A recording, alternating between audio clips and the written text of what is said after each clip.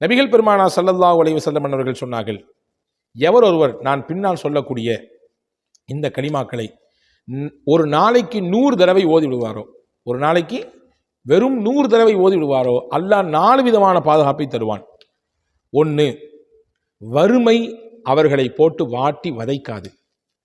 வறுமையின் கோர தாண்டவம் அவர்களிடத்தில் எந்த வேலையும் செய்யாது. கடுமையான வறுமையில் சிக்கி, பொருளாதார நெருக்கடியில் சிக்கி, இன்னைக்கு பெரிய பெரிய நபர்களும் கூட தற்கொலையை தீர்வாக எடுத்துக்கொண்டு போயிடுறாங்களே. கடனை கொடுத்து வாங்கின கடனை அடைக்க முடியல, வியாபாரத்தில் ஏற்பட்ட நஷ்டத்தினால, பொருளாதார இழப்புனால வீட்டில் நிம்மதி இல்லை, கடையில் வந்தாலும் நிம்மதி இல்லை, நண்பர்களை பார்க்க போனால் நிம்மதி இல்லை, கடைசியில் தான் வாழ்க்கையை தானே முடித்து கொள்ளக்கூடிய அந்த நிலைக்கு தள்ளப்படுறாங்களா இல்லையா? அப்போ அந்த மாதிரியான ஒரு வறுமை, அந்த மாதிரியான ஒரு பொருளாதார நெருக்கடி அவருக்கு வராது. 1. 2வது, இந்த கலிமாவை ஓதுவதினாலே இந்த கலிமா கபரிலே நமக்கு துணையாக இருக்கும். கபரினுடைய அந்த தனிமையினுடைய அந்த வஹ்ஷத்தை என்ன சொல்றது, அந்த தனிமையினுடைய அந்த ஒரு விதமான இருக்க நிலையை அல்லாஹ் இந்த கலிமாவின் மூலமாக மாற்றி அமைப்பான். இந்த கலிமாவை நமக்கு துணையாக ஆக்குவான். ஏங்க, வீட்டில் நமக்கு துணைக்கு ஆள் இருக்காங்க, வேலை பார்க்குற இடத்துல துணைக்கு ஆள் இருக்காங்க, பைக்கில் போனால் பின்னாடி துணைக்கு ஆள் இருக்குது, பயணத்தில் போனால் நம்ம கூட பக்கத்தில் யாராவது உட்காந்து பயணிச்சுட்டு இருக்கிறாங்க, எல்லாத்துலேயும் துணைக்கு ஆள் வருது. யாரையாவது வராட்டியும் கூட யாரையாவது கூட்டிகிட்டு போயிடுறோம். ஆனால் யாரையுமே கூட்டிகிட்டு போக முடியாத ஒரு பயணம், யாருமே துணைக்கு இறக்க முடியாத ஒரு பயணம் இருக்குமே, ஆனால் அதுதான் நம்முடைய மரணம். யாராவது வருவாங்களா? பக்கத்தில் வந்து யாராவது உட்காந்துக்குவாங்களா? கிடையாது.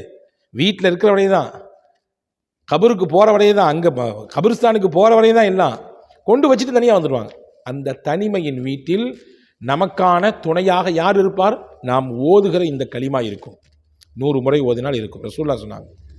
3வது சொன்னாங்க, வாழ்க்கையிலே செல்வம் உங்களுக்கு பெருக வேண்டும் என்றால், நல்ல உங்களுக்கு பொருளாதாரத்தில் வளர்ச்சி அடையணும், நல்ல உயர்ந்த நிலையில் நீங்கள் உங்களுடைய பொருளாதாரத்தில் பரக்கத்து கிடைக்கணும், நான் ஒரு தொழில் தொடங்கியிருக்கேன், நான் ஒரு வேலையில் போய் சேர்ந்துருக்கிறேன், எனக்கு இதில் இருந்து நல்ல பரக்கத்து கிடைக்கணும், நல்ல செழிப்பாக கிடைக்கணும் அப்படின்னு ஆசைப்படுறவங்களும் இந்த கலிமாக்களை 100 விடுத்தம் ஓத வேண்டும். 4வது முக்கியமான பலன், சொர்க்கத்தை கூட உங்களை இந்த கலிமா அடைய செய்துவிடும். சொர்க்க வாசலை எட்டி பிடிக்க செய்துவிடும் இந்த கலிமா. 4 இந்த நற்பலன்களை பெற்றுத்தருகிற கலிமா. அந்த கலிமாவை 100 முறை நீங்கள் ஓதினால் உங்களுக்கு அந்த சிறந்த பலன் கிடைக்கும் என்று எம்பெருமானார் ஸல்லல்லாஹு அலைஹி வஸல்லம் சொன்னாங்க. 4மே முக்கியம் தானே. வறுமை நீங்கிறது முக்கியம், கபருடைய தனிமை நீங்கி நமக்கு பாதுகாப்பு துணை இருப்பது முக்கியம், செல்வம் பெருக வேண்டும் இதுவும் முக்கியம், வாழ்க்கையினுடைய லட்சியமே என்ன, அல்லாஹ்வுடைய திருப்பொருத்தத்தை பெற்று நாளைக்கு சொர்க்கத்துக்கு போகணும், அதான முக்கியம். இந்த 4மே இந்த ஒரு கலிமாவின் மூலமாக கிடைக்கும். நீங்கள் தப்பாக புரிஞ்சுக்காதீங்க. நான் பல காணொளிகளே உங்களுக்கு நான் சொல்லியிருக்கிறேன், வெறுமின்ன இதை ஓதுனா மட்டும் பத்தாது. அல்லாஹ்வுடைய இபாதத் இருக்கணும், அல்லாஹ்வுடைய அச்சம் இருக்கணும், ஹலால் ஹராமை பேணக்கூடிய சிந்தனை இருக்கணும், நம்முடைய பார்வையில் பேணுதல் இருக்கணும், அல்லாஹ்ட்ட துவா செய்யணும், நம்ம கடந்த காலத்தில் இருந்த பாவத்திலிருந்து தௌபா செஞ்சு மீளணும். இது எல்லாத்தையும் செஞ்சுட்டு சேர்த்து இதை செய்யும் பொழுது பலன் கிடைக்கும். வெறுமின்ன இதை மட்டும் நான் 100 தடவை ஓதுவேன், அவ்வளோதான், முடிஞ்சு போச்சு, வேறு எதுவும் செய்ய மாட்டேன், தொட மாட்டேன் அப்படின்னா அதில் பலன் இல்லை. பெருமக்களே, இபாதத்துடன் கூடிய அமலுக்குத்தான் அல்லாஹ்விடத்தில் அந்தஸ்து உண்டு. அதை கவனத்தில் வச்சுக்கோங்க. இப்போ என்ன கலிமான்னு சொல்கிறேன் கேளுங்க. ரசூலுல்லாஹ் சொன்னாங்க, லா இலாஹ இல்லல்லாஹுல் மலிக்குல் ஹக்குல் முபீன். அவ்வளோதான், முடிஞ்சு. எவ்வளோ ஷார்ட்டாக இருக்குது, ரொம்ப ஷார்ட் அண்ட் ஸ்வீட்டு. அதே நேரத்தில் என்னால் கிடைக்கக்கூடிய பலன் எவ்வளோ மகத்தானது. லா இலாஹ இல்லல்லாஹு அல் மலிக்குல் ஹக்குல் முபீன், முடிஞ்சிருச்சு.